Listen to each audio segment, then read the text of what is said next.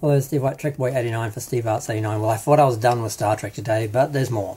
Paramount put up a 360 preview, which goes for about 2 minutes. It's basically just a little clip show. You're sort of going into a holodeck and just sort of having a little clip show of things that happened over the season. But it's not strictly just, shots edited together. It's sort of done... They've spent some money on it. There's some production there. But that's basically all it is. Just basically a little, hey, look what happened in the last 4 years. And that's that. But then I saw Soniqua Martin Green and my best friend Wilson Cruz, who once threatened me online, over Soniqua Martin Green, on The View. Now, Soniqua's been there at least once. I know she was there once. I can't remember if she was there more than once. Because, the show's been in production for 7 years, so this has been going on forever. But, and I thought, oh, damn, I'll have to talk about that. So I watched the interview and there's nothing to talk about, because all they do is talk about diversity. Now, I love Star Trek Discovery for its diversity. It's the only good thing about it, and it's the only Star Trek thing about it. Because a lot of the people who hate Discovery hate it because of the diversity. They blame bad writing, dog whistles like that, when really they just hate the fact that there's black people and trans people and women in power and that they just can't stand it. And then there's the people like me who love all that, but can't stand what they did to the fictional universe of Star Trek in that show, where they made the Federation basically the same as our government, with all the flaws and faults, and basically took things back that had progressed and took them backwards and made them like today and relatable today.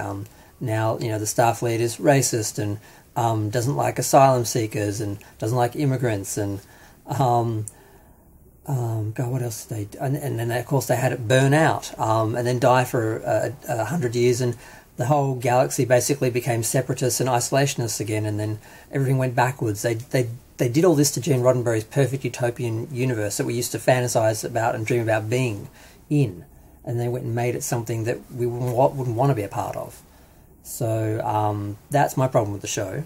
It's got nothing to do with the fact they had gay characters and trans characters, although they did do a very ridiculous after-school special moment where the trans character was explained to the gay character that they are not using pronouns. I'm like, there's no way in the 31st century, even with 22nd century characters, I think, is it 23rd century characters, there's no way they would need that to be explained to them. We, for the most part, understand now, today, in 2024, what pronouns are and how people use them.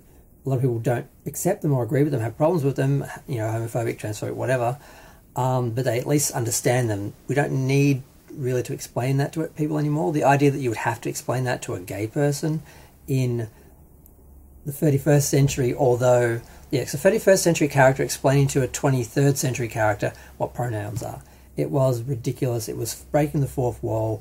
It was that actor speaking about their life and their self in the moment, and it totally dates the show. So there were moments like that did not work. But the rest of it, was great. I like all the actors in the show. I like all the characters in the show pretty much. The only problem with them is they don't get enough time because it's all about Soniqua Martin Green, Space Jesus.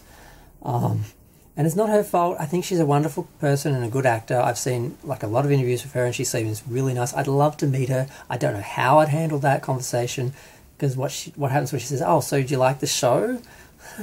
No. What could I possibly say to her that wouldn't indirectly insult her? So I can't imagine I would ever actually... I might get a signature and just go away very quickly. Because once you start talking, it becomes a whole thing. And if Wilson Cruz is there, who knows? He might recognise me from, threatening me. But yeah, so that was basically the interview. The interview was basically them talking about diversity, how they're a family, how they're going to miss each other. Nothing about Star Trek or science fiction. I mean, they sort of praise Star Trek for its forward thinking and all that.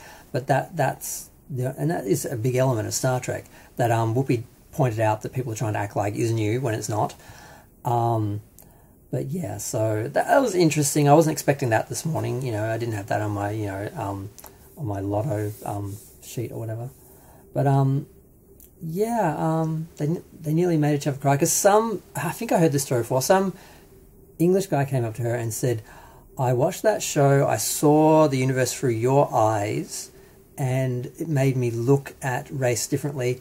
And I think I've worked out how to stop racism in my family, by maybe by just breaking the chain with him, but also just by understanding he wasn't seeing people and seeing their experience and so forth. So, and that's been very moving to her, and things like that are important and beautiful about Star Trek.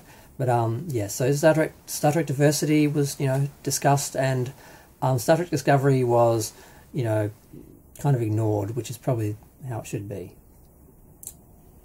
I think it should just quietly go away. But unfortunately, Starfleet, Academy is set in the same century, and it's going to raise a lot of the problems season 3 and 4 did. So we'll see. But I'm going to go.